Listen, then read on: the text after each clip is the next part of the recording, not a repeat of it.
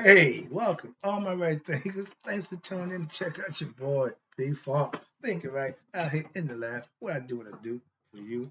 Well, I got a nice lesson for you today. I'm excited, so let's go. Rightism 25 rules to live by. Storytelling. Story with a message. I put a message in the story for life. These life lessons I give you, you tune in and receiving some more. It must be working for you. Let's do what we do.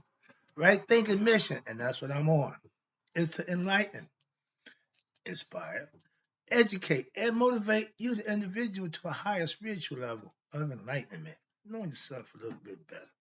Right thinkers' way of life through mental and spiritual discipline daily will help and guide you to obtain your goal of spiritual enlightenment, aka know thyself. That's my mission, to get you the information to do just that. Know thyself. So I'm on my job, my mission. Your goal should be to tune in and take the lesson as initiated and use it the way they intended and know thyself in the end. That's the goal. Let's go. I asked the question, do you know you? It's rhetorical. But if you don't have the answer for yourself, tune in. I can help you out with that. That's what I do for you. Help you know you. Let's go. A person who knows not and knows not that they know not is foolish. Disregard them.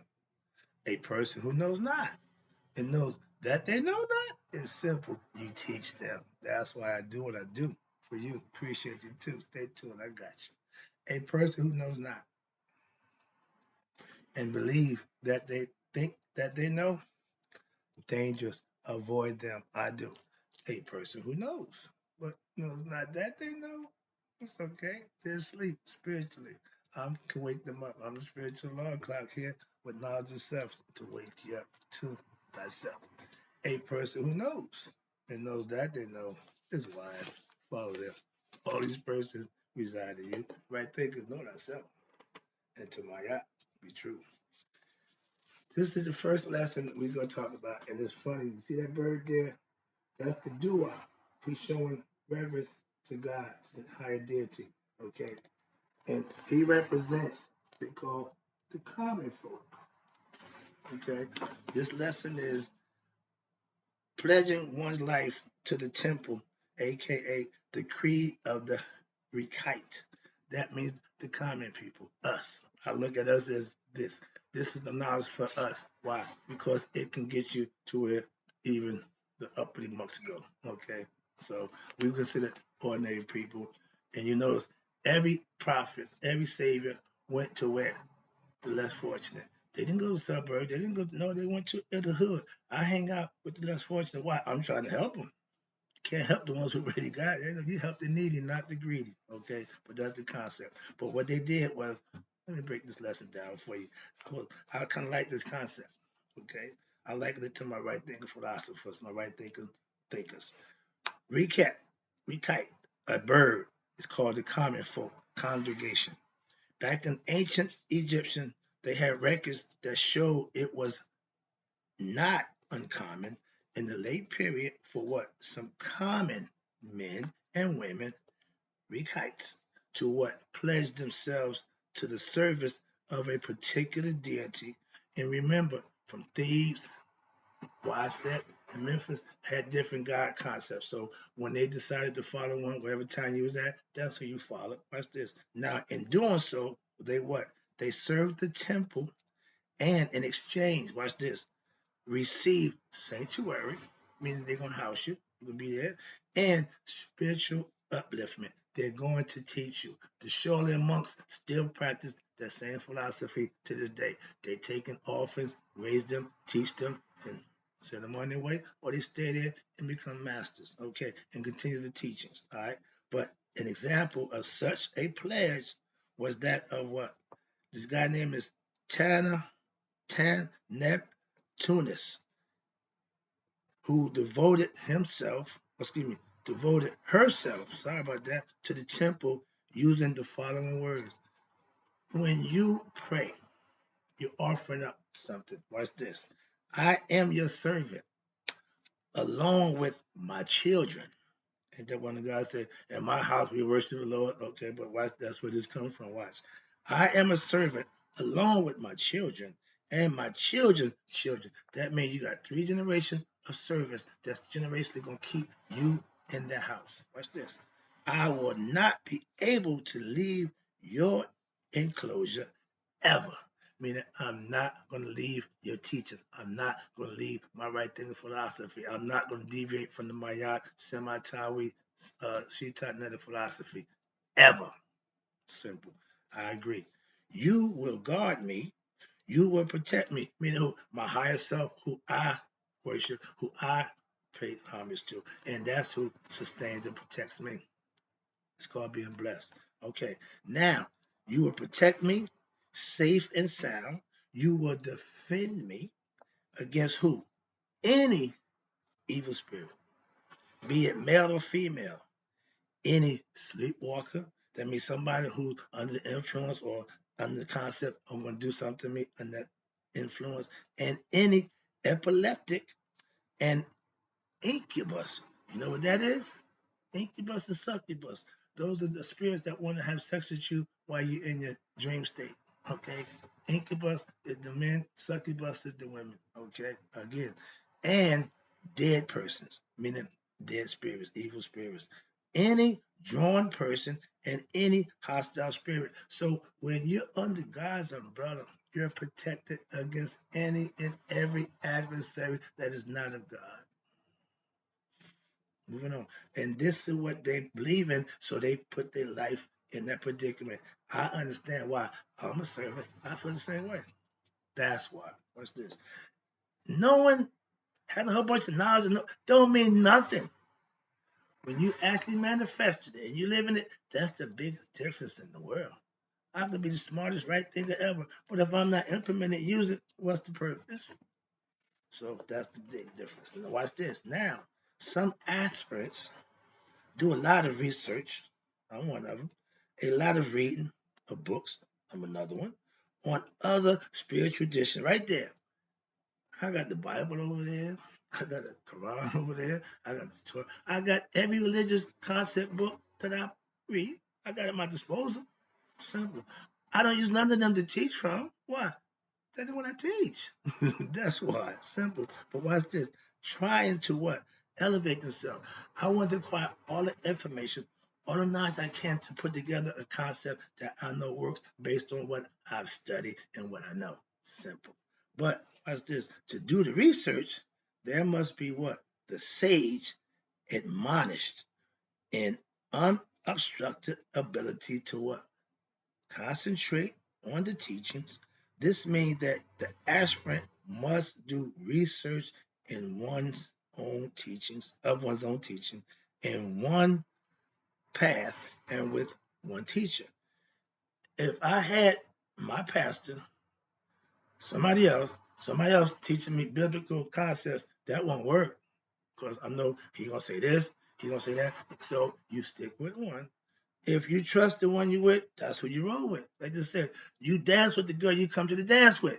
If all the other ones turned you down, don't get to the dance and all of a sudden want to impress them. No, roll with what you got. That's the main concept. Watch this. This one teacher, watch this, does not include the aspirant, meaning yourself. Why? Specifically, some aspirants, watch this, want to co-teach. You got people who self-diagnosed. They doctors. You got people spiritually who want to co-teach the spiritual concepts. Watch this. And they want to co-teach themselves.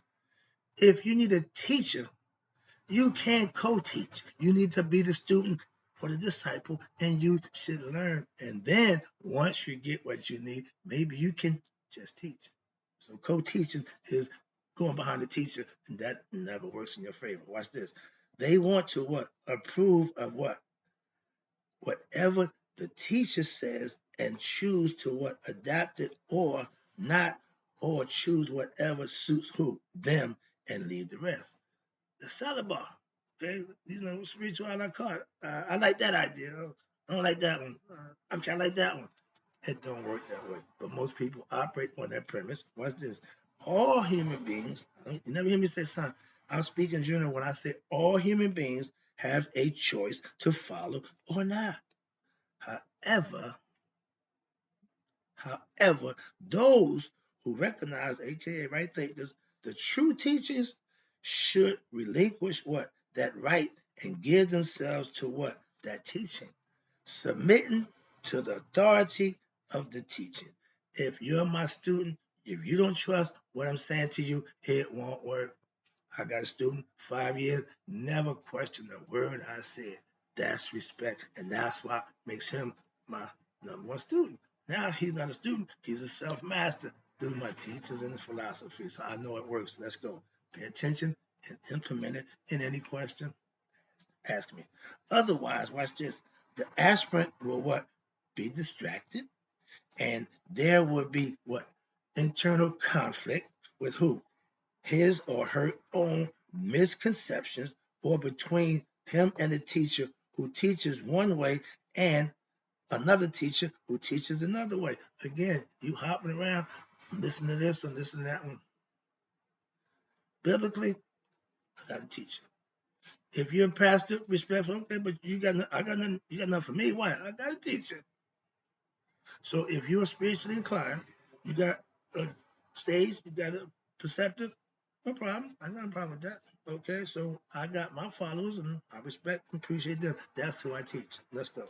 Now, in the right thing philosophy tradition, there was what? The same kind of understanding if an aspirant was admitted to the ancient temple of Aset, watch this, even though there was recognition of what? The relationship of all temples, like all churches, supposed to be connected, but they don't all work together in unison. Understand that.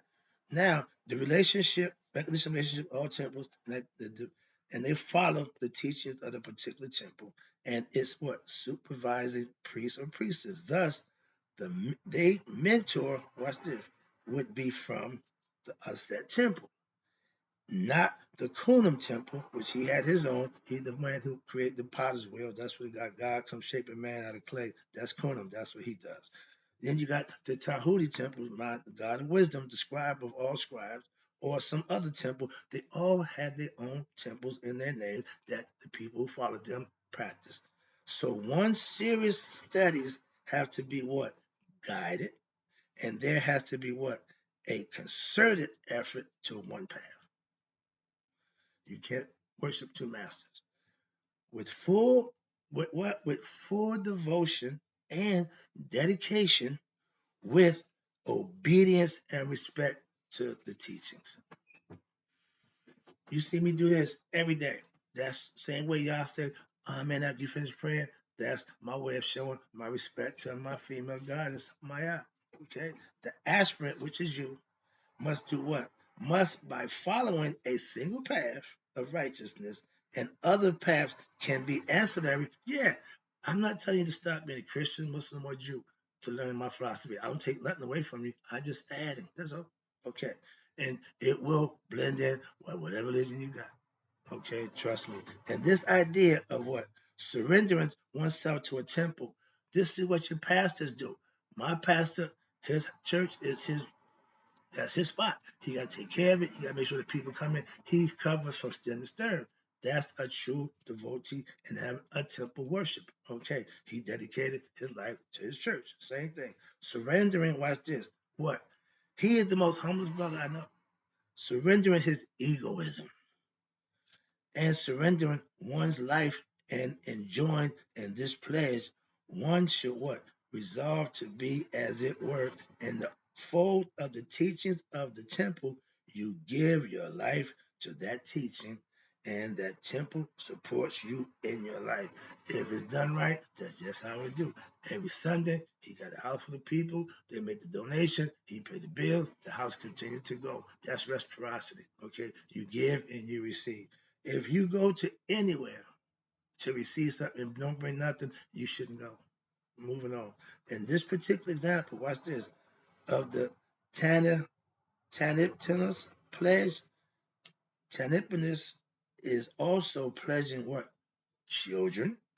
But of course, the children will be trained as they grow up and will have their own choices to make again. But watch this. Here we go. Here's the brainwashing, not brainwashing, but watch this, how human nature go. When a person is brought up in a system, that's what it is, they are likely to what? Adopt it. spiritually adopted automatically. No pushback. Remember, for the first 7 years, we gullible. We just whatever go on. Yeah, we victim of whatever somebody else's desires or ideas of a raising child. We victim to that. We don't control none of that. That's why the program that you got at birth for the first 7 years, you need to what deprogram. Why? Because that program ain't yours. It was given to you. So it may not work for you. But 9 times out of 10, it won't. That's why your life is messed up until you what deprogram your original programming and reprogram yourself with hopefully the truth. I want to give you the truth from the I want to be the programming of truth in the beginning, the first 7 years. I want that to be the program. Why? Because that sets the tone for their life. And if it's bad, they're gonna have a bad life unless they what? Deprogram and reprogram. That's the waking up part of my life that we scuffle through. We can avoid that if what? We get the truth the first 7 years. I'm just saying. And they would adopt it what? Automatically. You teach them good. Quick lesson, I gotta get this in. I talked to my mother-in-law, and I always listen to her say when she was a kid, when she was coming up, doing bad stuff just to make her feel good. She just didn't feel comfortable doing bad stuff.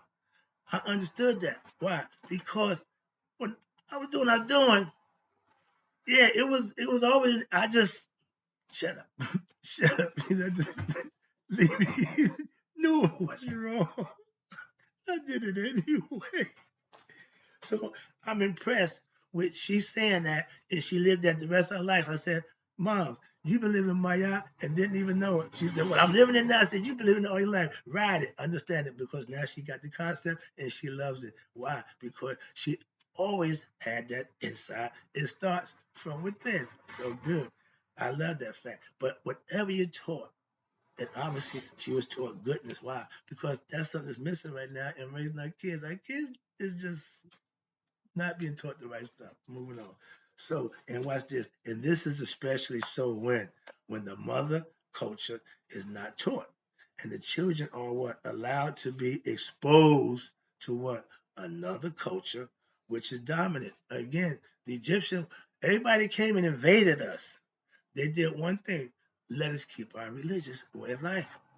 They adopted it. They took bits and pieces of it and rearranged it, but that's where it comes from. Why? Because when you take over people, whatever you're doing is going to dominate whatever they had going, unless you allow them to do that. Hence, the Egyptian mystery system stayed in effect because they didn't stop it. They wanted to be part of it because it was good. So watch this. Now, this is how our entire nations have lost what? Their culture and our heritage. How?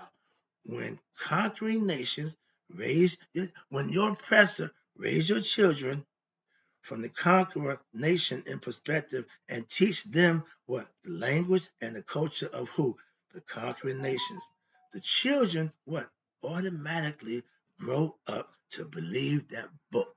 I'm saying that book because for us, the last 2,500 years, that book has been a dominant factor in our culture and is not our heritage. Understand that? So watch this. They grow up to what? Believe, which is no problem.